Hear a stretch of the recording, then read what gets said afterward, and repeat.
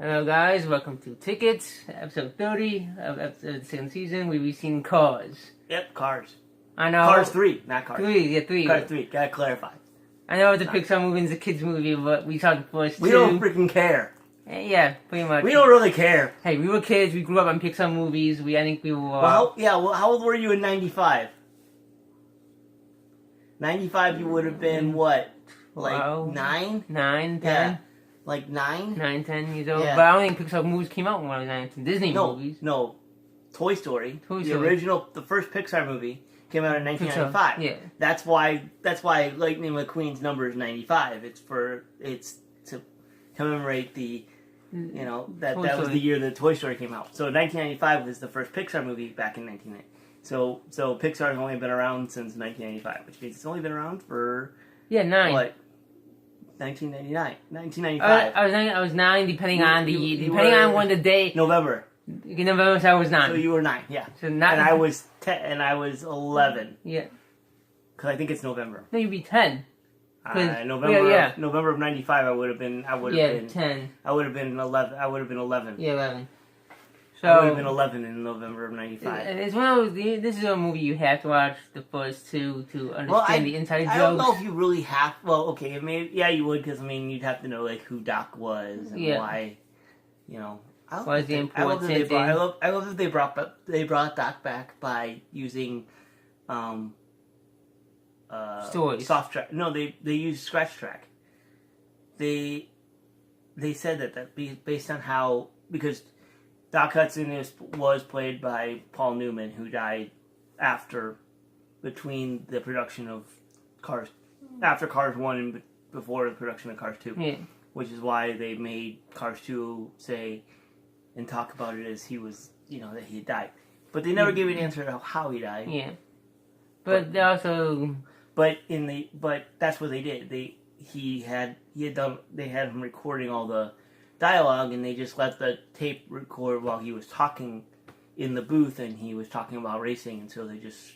That's what they did. They just snip clipped all the. And I think that's what they did to. They put the actress that played Mrs. Krabappel that passed. Yeah, probably. They probably just talked, probably in case. Probably just in case you can't make it. Well, no. In this case, it was just that he was just, he was just talking about his passion about racing, because he was a big race car fan. So he was talking about racing as a passion, and it was just on scratch track.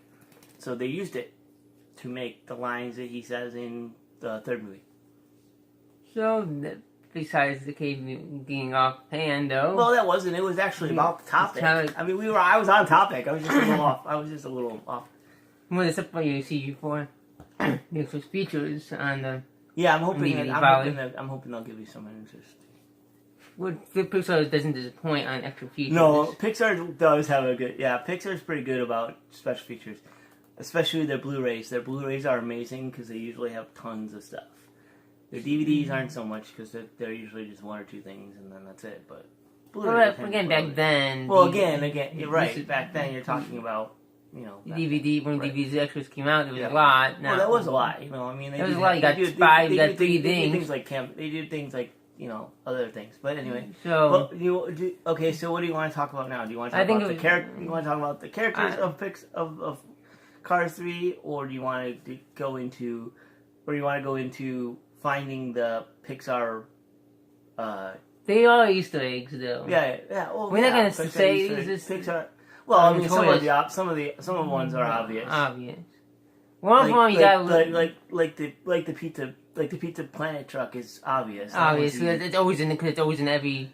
Well, they try to put it in everyone somewhere. It is so. They try to put it in everyone somewhere. There also there's one you probably won't know. Should I say about this one or not? Sure. What do you got? I want to say there is The Incredibles.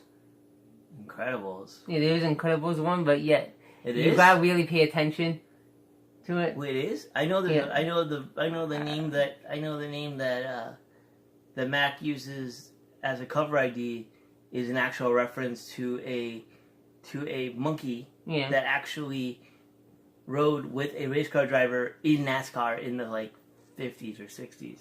There's another Easter egg, which is in But every Pixar movie, which is the classic number. Classic. Oh yeah. Well, that's in everything. That's Yes, even everything. that's in other things, not just Pixar. That's in other movies too. But this is in the Simpsons and the other. Well, it's pretty much in any animation. It's pretty much any animation because it's the room number that you do animation studies in California. So if you went to school at Berkeley, which is where I think this is, then you went to that classroom and you put it as a joke. It's a homage. Look As my friends here. Even though I never went to school with you, look at my nice little one, but I went to school to that same school too. Right, exactly. So you throw it in there. Sometimes they got fun trying to sneak it in there. Sometimes it's fun when they're because Pixar's got to figure out how do I get the A113 into the movie. The A113 game is the same thing like trying to find Stan Lee. Yeah. Everyone. The A113, like the best one that I think, the trickiest one they ever had was, I have to say, is probably where they hit it in The Good Dinosaur. Yeah. Because it was how do you put a 119 or 113 in a movie about a dinosaur and a caveman, and there's no writing.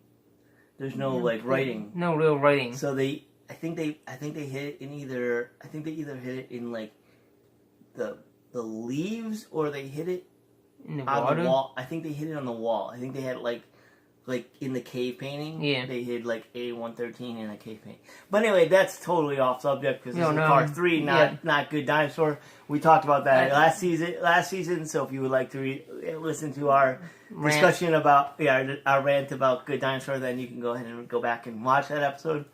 When I first heard the Cars, I thought it was Ellen DeGeneres because she does that. Well, Ellen DeGeneres is the voice of Dory. Dory, but she doesn't. But doesn't mean she did another voice. Well, no, but they don't. What's his name? That always in every Pixar movie. John Ratzenberger. Yeah, John Ratzenberger. It doesn't mean that. But John Ratzenberger is the only actor who has ever been in every Pixar movie. Yeah. Otherwise, it's usually a character is picked as an actor only does one voice for Pixar. They just keep coming back to do cameos and other things. Yeah. But John Ratzenberger is the only one who's been in everything. Fun thing to find John Ratzenberger in the Pixar movie too. But if you know Pixar, if you know Cars and what he does, the problem is like it's not as much fun when you watch sequels because you already know who he is going to be in. Yeah. You already know who he is in Toy Story. Another Stan Lee. You already know who he is in Toy Story. You already know who he is in Cars. You already know who he is in Monsters Inc. It's finding him in things like when they do Coco. Where do you think they're going to put him in Coco? The bellhop. Huh? The bellhop. Why not? The bellhop. There's a bellhop in the pond. Well, I don't know. That's what I'm saying. He'll probably be like one of the skeletons in the underworld or something. But anyway, that's a whole nother thing. We'll worry about that in November. We'll worry about that in November when that movie comes out in November. There's 3 games in Pixar. Yeah, it's like find A113. Find the number. Find A113. Find the toy. Find the pizza. Find the pizza truck. Find the pizza truck. And find. No, there's 4. There's 4. Then find any other reference to other Pixar movies. Oh yeah, it's fun. Find John Ratzenberger is fun too. It was a good overall movie on what it was, given it is the 3rd installment. I think they did very well bringing it back to the original and bringing it back into the character-driven plot point instead of, although I did like the international element in Cars 2, people do say Cars 2 is one of the worst Pixar movies ever created. Mostly because they think it went totally off track. Yeah, it kind of did though. And so so I think that's why they went back and said, okay, we are going back to Cars 3. We're going to do Cars 3 and we're going to go back to the original way. Like we're going to go back to a story about Lightning McQueen and I like the idea of Lightning McQueen basically becoming Doc Hudson.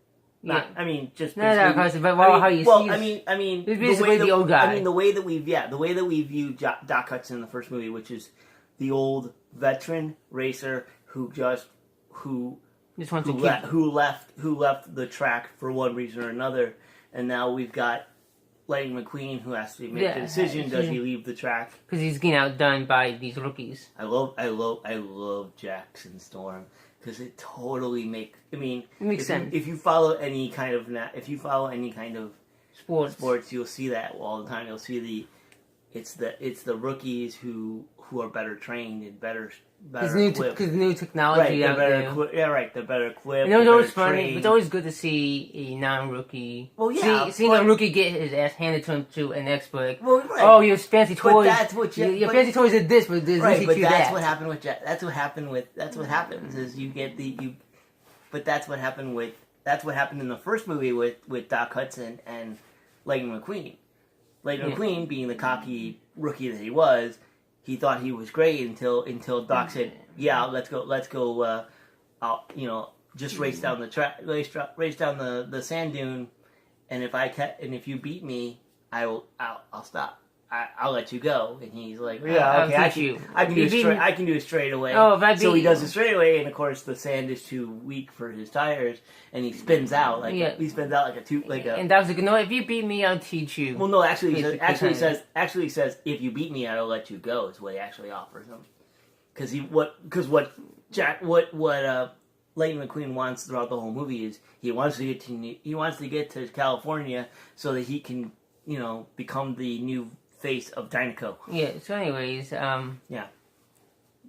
Last my train of thought. Oh yeah, it was basically saying the saying is like, I taught you everything you know, but not everything I know. Right, so basically, I teach you everything you know, but not everything I know. And also, there's also before we get to the review of Ring, there's the so-called myths of, not myths, but people's thing of conspiracy theories of cars. The Pixar theory? Not just Pixar theory, but just any kind of cars being the cars killed off the humans, or the cars became the humans. Okay. Well, my theory, I got a new theory though. What do you got? I was just watching this. It was like when the cars. It goes cars and Wall-E all connected. Sure. They didn't sell because the cars somehow took over the planet Earth, and instead of the cars not killing any humans, so the humans decided to leave the Earth and went to space. And then when Wall-E came along, Wall-E ended up destroying all the cars. Well, okay, maybe we don't know. So I'm sure somebody will do another Pixar theory. That's my theory. I'm sure there'll be another Pixar theory where they'll try to explain put Cars 3 into the Pixar universe. So that's my theory. I don't know if that's I love the idea of the different sponsors for the races in the Piston Cup are pretty cool because now they have the first, of course, the most obvious one is Dynaco. Yeah. Because Dynaco is the gas station. Actually, you know where Dynaco comes? Dynaco is actually the name of the gas station that Andy's mom stops at in Toy Story. Yeah, which is why it's. I think it's also used in Dynaco. It's used in everything now. No, also it's used in before that. I think before Toy Story, I think Dynaco was also in Pee-wee Herman's Big Adventure. It might have been, but I'm just saying the Pixar universe version was introduced because of Toy Story. Yeah. The gas station of Toy Story, the gas station they stop at Toy Story. That's where that comes from. But the other two that are named for race, the other two races that we see are sponsored by By and Large and triple dent. Yeah. So, anyways, we can kind of get I'm sorry. Well, we are kind of we're veering short. We're veering okay. Let's just do it. So anyways, before we add, so I don't think that's the theory that anyone came up with the cars and Wall-E. Sure, I don't know if I don't really watch every single. So let's review. All right, what do you say? I give it a good 5. Yeah, I give it a good 5 too. I thought it was really well done, and I thought, what it was, it had gone back to the original source, which is really nice. Now, I don't know if we'll ever get to a Cars 4. Maybe, but it might be called something else. Maybe Yeah, spin-off. I'm hoping. Well, there's talk about doing Well, how it ended. trains and boats and stuff. Yeah. Because we did planes. I'm hoping they do trains, and trains would be kind of cool. Trains would be kind of cool. Trains and boats. Boats might be a little weird because what would you do as a story for boats? Water, Trains I could. Water racing. Yeah, water racing maybe. Yeah, like yeah, water racing. So I think that does it for Yeah. So this episode. see you guys. So what, you gave it 5 too? Yeah, I give it 5. Yeah, 5. So we both gave it 5. So we're being pretty nice today. See you next time, Yep. which is probably in a few minutes. In about a minute and a half when we switch video. Bye guys.